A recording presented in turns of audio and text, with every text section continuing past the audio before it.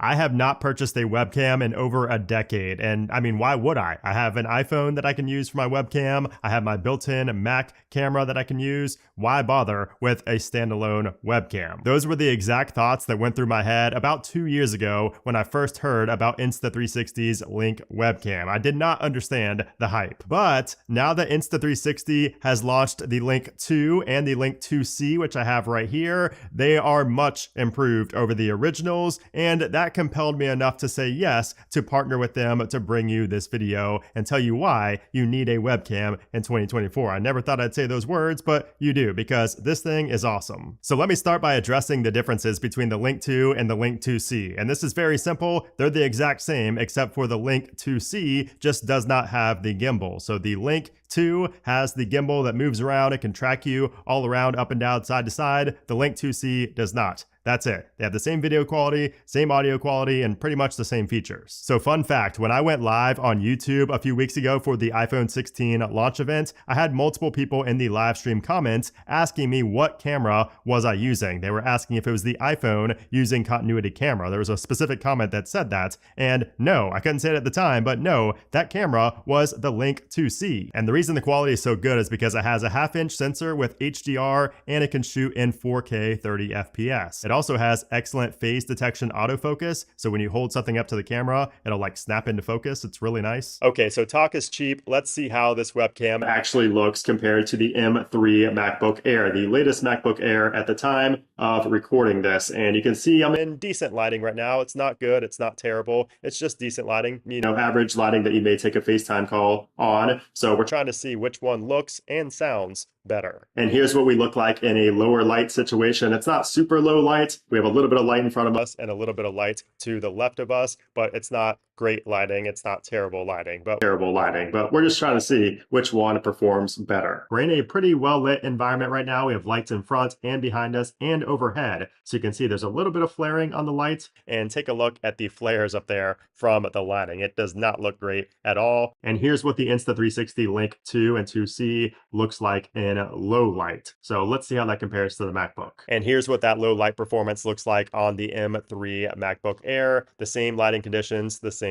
position. So yes, the video quality is amazing, and it's likely near the top of its class for this type of webcam. However, to me, I need more than just video quality if I'm going to spend $150 to $200 on a webcam, which yes, the price has reduced, by the way, since the original Link 2, which is nice. But yeah, I'm going to need more than just video quality. I need good portability. I need good software, which is a major key, and I need good just overall functionality. And thankfully, Insta360 has knocked it out of the park in most of those areas. Not all, but most. So the webcam itself looks far and away better than the original Link webcam. It looks sleek and modern, and it also attaches magnetically to the mount, which fits perfectly on my studio display and also on my MacBook Air. And since it attaches magnetically and the USB-C cord isn't permanently attached like to the back, I can easily take this with me on the go if necessary. And that can be key if you plan on making videos or going live while on the go, because both of these models can even switch over to a portrait mode for your Instagram Reels and your TikToks. But by far the biggest double-edged sword with the Insta360 Link 2 and 2C is the software, because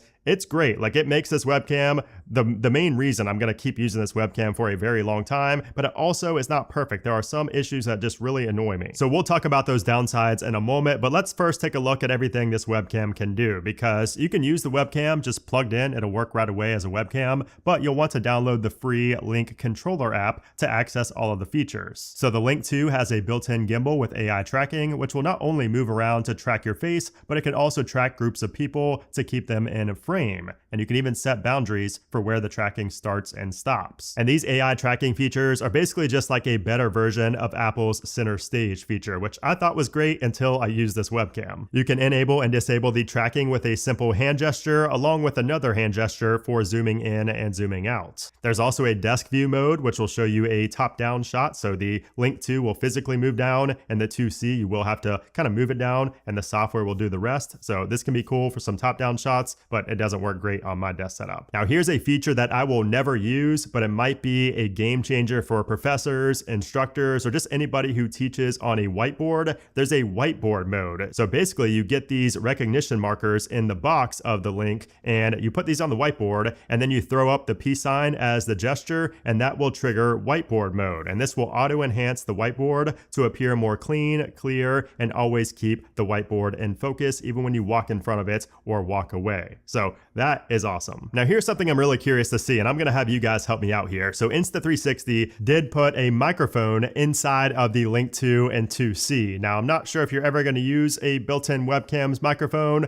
but I wanted to see how it compares to the MacBook. Okay, so first we're testing out the voice focus mode, and this is supposed to enhance the clarity of your voice when there's background noise present. So I currently have a robot vacuum going off to the left of me. It's about 10 feet away right now, so we're trying to see if we can hear that background sound. I know the MacBook does a great job at canceling out background noise as well, so it'll be interesting to see which one sounds better. And then inside of the application, we have a few other little features and settings in here. So the View tab, this allows you to rotate the camera with this little digital joystick. You can zoom in, you can zoom out, and then you have your presets down here. And then below that, we have tracking settings. So this is where you can choose the AI zoom. You can choose your framing method, whether that be framing your head, half your body, or your whole body. In the effects tab, you can adjust the exposure, the white balance, the temperature, HDR, and many other adjustments that you probably won't touch, but they're nice to have. There's also some filters down there that are pre-made. I enjoy using the daylight one. It looks pretty good. And you can even add a green screen-like background using their virtual camera feature. So this is similar to what we saw on macOS Sequoia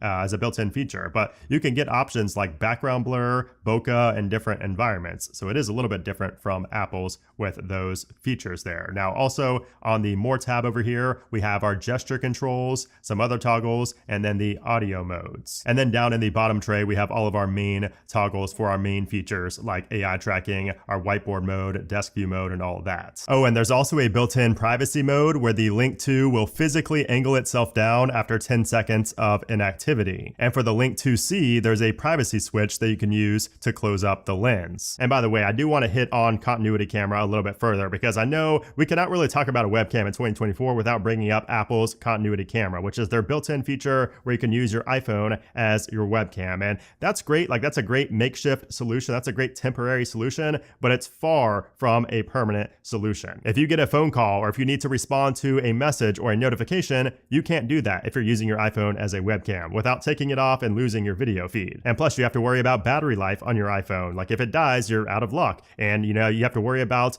propping it upright. You have to have that little mount that goes on and you have to prop it upright. And if you don't have that mount, then you're just gonna have to kind of hold it or put it on some type of tripod or something. I just love having a stationary webcam that I can always count on, always being there, and I don't need to do anything else to set it up. The only real downsides with the Link 2 and Link 2C are just software related. And these are hopefully going to get fixed in the future, but things like the false triggers when I wave, you know, I don't like how that automatically disables the AI tracking sometimes, not every time, but a lot of times it does. So sometimes I'll just have to wave real quick and then put my hand down so it doesn't trigger. So that, and also the micro adjustments when you get in frame and then you start moving around or you slouch down or you just move a little bit and it will, you know, adjust that camera, kind of like how Center Stage does on Apple. So it's not just Insta360, Apple's does it as well. I'm just not a fan of that. So sometimes I will have to turn that off if I'm sitting stationary. But really, those are the only negatives I could find after using these webcams for about a month now, a little over a month now. So if you're looking to buy a Link 2 or 2C, which one should you buy? Like which one is for what type of person? So I would say that the Link 2C is going to be, that's the more compact and cheaper version. But again, same video quality, same audio quality. I think that's going to be for somebody who takes multiple video calls a month and they might travel a lot. So if you travel a lot, this is going to be the one for you because if you have a laptop, if you're using a webcam on a laptop, you could always move the laptop around. You don't really need a, you know, gimbal to move the camera for you. Like you might want it, and that's fine. It's only $50 more, but still, I just think that if you're trying to keep cost in mind, you might want to get the Link 2C if you're somebody who travels a lot and you're always on a laptop. And really the Link 2C is for anybody. Like I can't really cater it to a specific type of person. Now with the Link 2 on the other hand, I can. So I think for content creators, I think for educators or professors, like it's a no-brainer to get the Link 2 over the 2C because you have that gimbal, you have all those crazy features with the gimbal that you can get, especially when it comes to, you know, the whiteboard mode. You want to be able to have that, especially if you're far away from the webcam when you're demonstrating something on a whiteboard. So the Link 2 makes a lot of sense there. And also it makes a lot of sense if you have have a permanent stationary desk, since you won't be able to pick up and move the monitor like you can a laptop to get a different view. So you might need that gimbal in that case. And so I think that if you're at a stationary desk and you take multiple calls a month and you want the best video quality, the Link 2 is going to be for you. So those are my thoughts on the Link 2 and the Link 2C. So I will be using the Link 2 on top of my studio display for every future live stream, every future video call, every future FaceTime. Like, that is my go-to camera now on my studio display, my main desk setup. Meanwhile, the Link 2C will be coming with me anywhere I go when I travel, especially if I know I have a video call planned ahead of time. Anyways, if you enjoyed this review and you're interested in picking up a Link 2 or Link 2C, I would appreciate if you use my link down in the description below if I helped you make that purchasing decision. Let me know your thoughts down below. Are you going to continue using continuity camera on your iPhone, or are you going to switch over to a more permanent solution for your video calls? Let me know. I'm really curious to hear your thoughts in the comments below. But anyways, guys, thanks for watching, and I'll see you soon.